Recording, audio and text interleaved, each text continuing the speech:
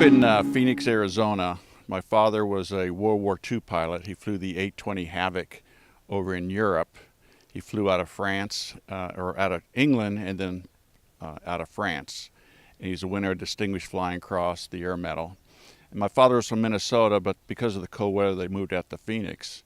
And when I was about 10 years old, he took me to Luke Air Force Base along with my brothers and sisters, and we watched an air show. And I knew my father was a pilot, so I asked him, I go, how can I be a pilot someday, Father? And he said, stay out of trouble, get a good education, and be a service to your community. So I became a Boy Scout and Eagle Scout, went to school at a Catholic high school, then Arizona State University, and joined the Marine Corps to be a Marine Corps fighter pilot. So because of my father and his influence on me, also got me to get involved in flying. So after, like I said earlier, once I left Arizona State University, I joined the Marine Corps commissioning officer and went to Pensacola, Florida for Navy Flight School. My first duty assignment was here in Southern California at the Marine Corps Air Base in El Toro.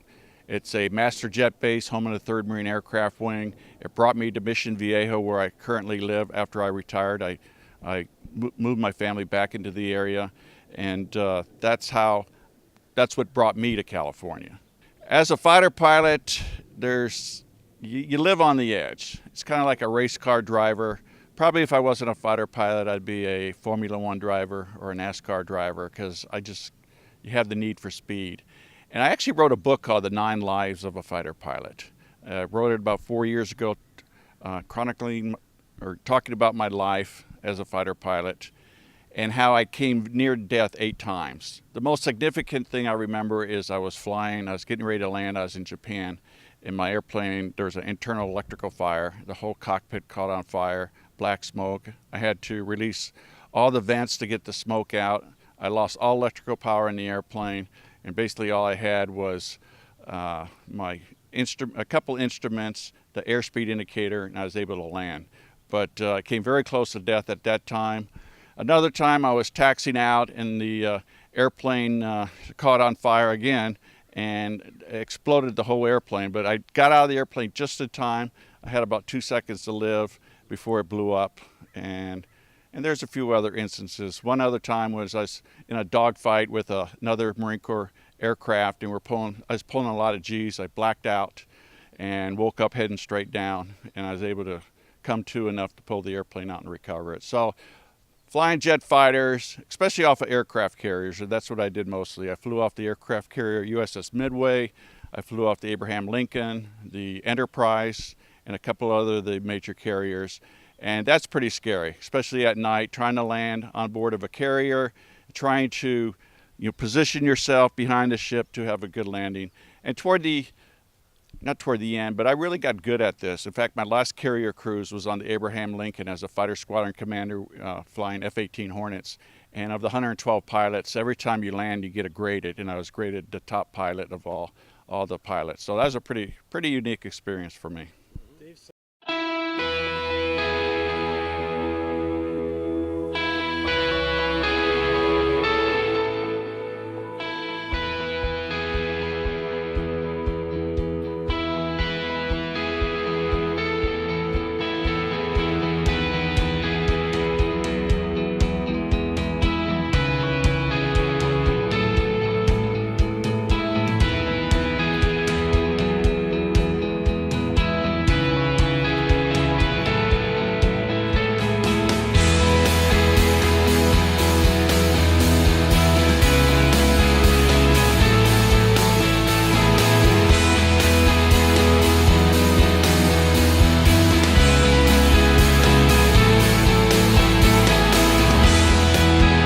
All right, you guys on the Lincoln. I spent 7 months of my life on a carrier cruise to the Indian Ocean and then into the Persian Gulf. Yes, it's hell. Yes, it's hot. But we really appreciate what you do. And me, as a fighter pilot, I was able to at least take off and get away for about an hour and a half before I had to come back and land. But enjoy the cruise. The ability to communicate now with your family and loved ones is so much easier because of the internet And we only had the old snail mail. You get a letter every 2 weeks, and then by the time you get that letter, you get it back to your wife or spouse or whoever. That's 2 more weeks, so it takes like a month. But now it's almost instantaneous.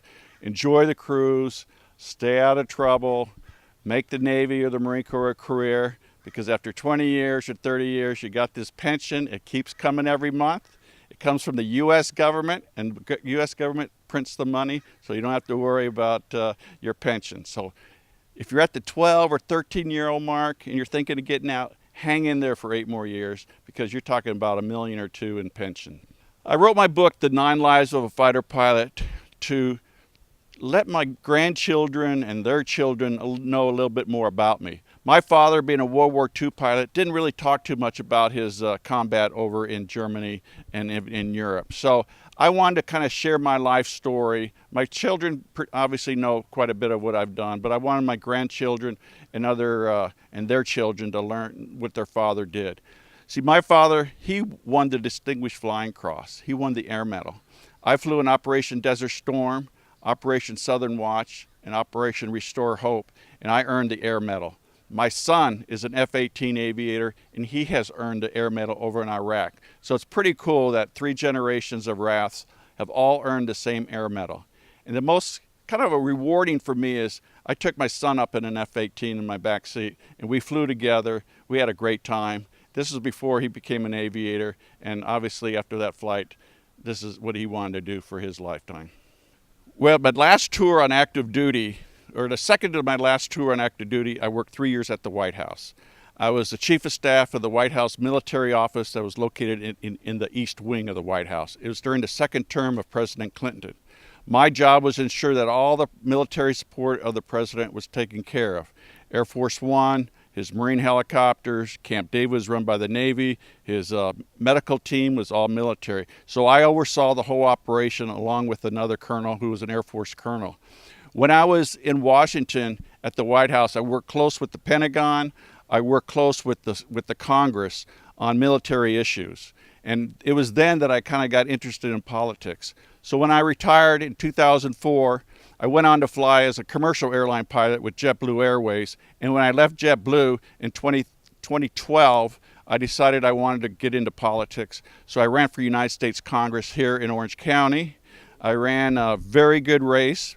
It's hard to start at that level, but we came in third. We didn't make the primary, but because of that, I had the need or the taste of politics, so I ran for Mission Viejo City Council, more of a lower level, probably where I should have started, and I won that, and now I'm up for re-election. My first 4-year term is just completing now. We've done so much in the last 4 years. It's a beautiful city. It's a planned community with 50-some parks. We have a beautiful aquatic center that we just renovated, a $10 million job. We were able to get the funding for that. We were able to move our lake from fresh water to super filtrated, purified, reclaimed water. So now the water that evaporates is not fresh water. It gives more water for the communities. And then I have so much more I want to do. Our schools, I want to ensure they're safe, obviously with the rash of problems in our schools with some disenchanted students. I want to ensure our schools are safe, so I'm working with the school districts and our current mayor to ensure that our schools are safe. I also want to ensure our roads are kept up to speed, big enough, wide enough, no potholes. We want to keep our citizens happy. We run a balanced budget with a surplus. I'm very fiscal conservative. I want to ensure where all the money goes and we don't spend more than we bring in. I would say to our young kids out there that are thinking about the military, where else could you start a job at age 18? You can see the world. You get 30 days paid vacation a year. You get medical, you get dental, you get all the benefits of flying free around the world on military aircraft. It's an amazing, if you want to get out of your hometown for a while, get away from your buddies and friends, the military is a great way to go. You're disciplined, you keep in good physical shape, good mental shape, you work on your education, the military's pro-education, and then you can make it a career or do 4 years or 6 years and come out with a skill, air traffic controller or some type of mechanic. Now you have that skill to put back into the civilian community.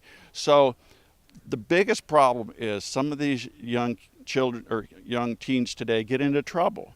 they get in trouble with drugs, they get in trouble with the law, and that's a discriminator. We can't take you. You have to do well in school, stay away from the drugs, stay out of the police offices, and basically lead a good life. Get into Boy Scouts, get into some type of service organization. So when you join the military, you're cut above the other guys and you do well. That's what I found when I joined. They take care of you. You get paid well. You know, any medical or dental issues is taken care of, no charge. And if you get married, they take care of your families with insurance. And it's just a great way to go if you can handle the discipline. But you must be disciplined to be in the military. This is Greg Raths from the city of Mission Viejo. Come by our city anytime. 200 Civic Center Drive, at the corner of Marguerite and La Paz is my office. Love to talk to you. If not, find me on Facebook, Greg Raths, R-A-T-H-S, or on Twitter, Greg Raths.